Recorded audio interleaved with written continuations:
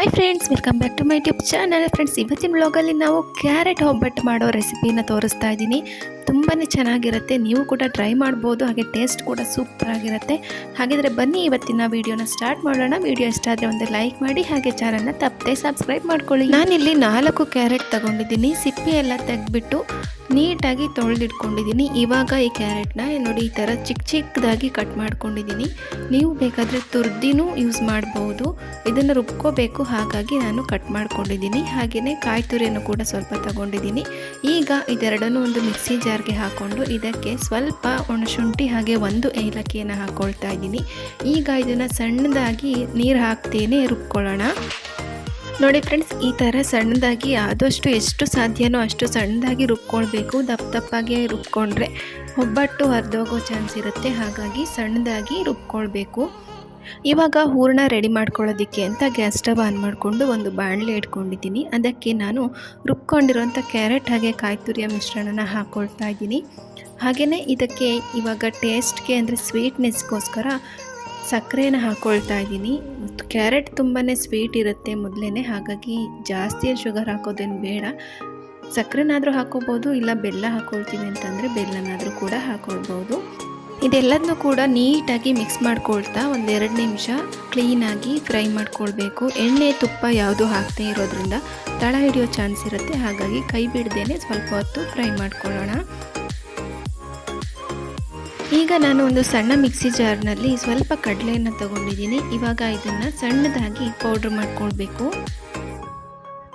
ನೋಡಿ ಫ್ರೆಂಡ್ಸ್, ಇವಾಗ ಸಕ್ಕರೆ ಎಲ್ಲ ಕರಗಿಬಿಟ್ಟು ಹೂರಣ ಕೂಡ ಸ್ವಲ್ಪ ಗಟ್ಟಿಯಾಗಿದೆ. ಹಾಗೆಯೇ ಮತ್ತೆ ಉಂಡೆ ಕಟ್ಟೋದಕ್ಕೆ ಬರಬೇಕಲ್ಲ ಹೂರಣ, ಹಾಗಾಗಿ ನಾವು ಕಡಲೆಯನ್ನು ಪುಡಿ ಮಾಡಿಕೊಂಡು ಇವಾಗ ಹೂರಣಕ್ಕೆ ಹಾಕಿ ಚೆನ್ನಾಗಿ ಮಿಕ್ಸ್ ಮಾಡ್ಕೊಳ್ಬೇಕು. ಇದರಿಂದ ಉಂಡೆ ಕಟ್ಟೋ ರೀತಿಯಲ್ಲಿ ಹೂರಣ ರೆಡಿ ಆಗುತ್ತೆ. ಕಡಲೆ ಬದಲಿಗೆ ನೀವು ರವೆನಾದರೂ ಕೂಡ ಹಾಕ್ಕೊಳ್ಬೋದು. ಇವಾಗ ಇದಕ್ಕೆ ನಾನು ಟೇಸ್ಟ್ಗೋಸ್ಕರ 1 ಚಮಚದಷ್ಟು ಬಾದಾಮಿ ಪೌಡರ್ನ ಹಾಕ್ಕೊಳ್ತಾ ಇದ್ದೀನಿ. ನೀವು ಮನೆಯಲ್ಲೇ ಮಾಡಿದಂಥ ಪೌಡರ್ನ ಕೂಡ ಹಾಕ್ಕೊಳ್ಬೋದು, ಇಲ್ಲ ಅಂತಂದರೆ ಅಂಗಡಿಯಿಂದ ತಂದು ಕೂಡ ಹಾಕ್ಕೊಳ್ಬೋದು. ನಾನು ಅಂಗಡಿಯಿಂದ ತಂದಿರೋಂಥ ಬಾದಾಮಿ ಪೌಡರ್ನ ಹಾಕ್ಕೊಳ್ತಾ ಇದ್ದೀನಿ.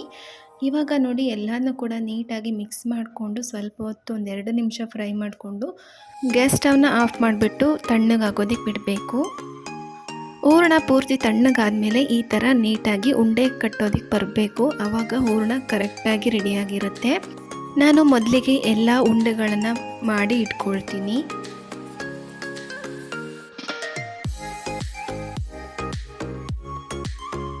ನೋಡಿ ಫ್ರೆಂಡ್ಸ್, 4 ಕ್ಯಾರೆಟ್ನಲ್ಲಿ 12ರಿಂದ 13 ಒಬ್ಬಟ್ಟು ಮಾಡ್ಕೊಳ್ಳೋ ಅಷ್ಟು ಉಂಡೆಗಳನ್ನು ಮಾಡಿ ಇಟ್ಕೊಂಡಿದ್ದೀನಿ.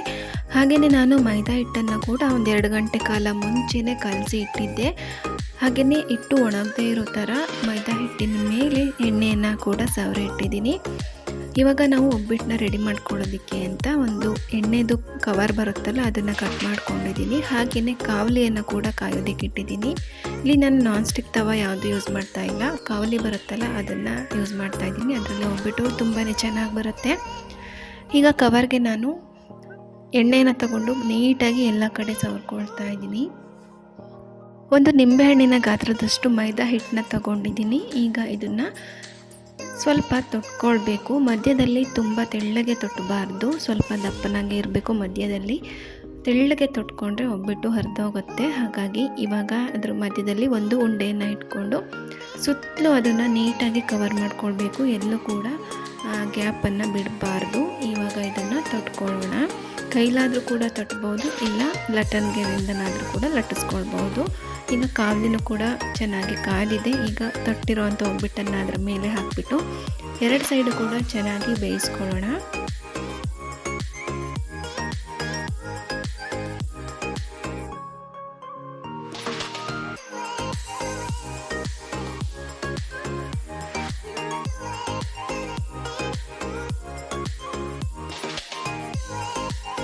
ನೋಡಿ ಫ್ರೆಂಡ್ಸ್, ಇವಾಗ ಕ್ಯಾರೆಟ್ ಒಬ್ಬಟ್ಟು ರೆಡಿ ಆಯಿತು. ತುಂಬಾ ಈಸಿಯಾಗಿ ಮಾಡ್ಬೋದು, ಹಾಗೆಯೇ ಟೇಸ್ಟ್ ಕೂಡ ಅಷ್ಟೇ ಚೆನ್ನಾಗಿರುತ್ತೆ. ಈ ವಿಡಿಯೋ ನಿಮಗೆ ಇಷ್ಟ ಆಗಿದ್ದರೆ ದಯವಿಟ್ಟು ಒಂದು ಲೈಕ್ ಮಾಡಿ, ಶೇರ್ ಮಾಡಿ, ಕಮೆಂಟ್ ಮಾಡಿ. ಹಾಗೆ ನನ್ನ ಚಾನಲ್ನ ತಪ್ಪದೆ ಸಬ್ಸ್ಕ್ರೈಬ್ ಮಾಡ್ಕೊಳ್ಳಿ ಅಂತ ಹೇಳ್ತಾ ಮುಂದಿನ ವಿಡಿಯೋದಲ್ಲಿ ಸಿಗ್ತೀನಿ. Thank you.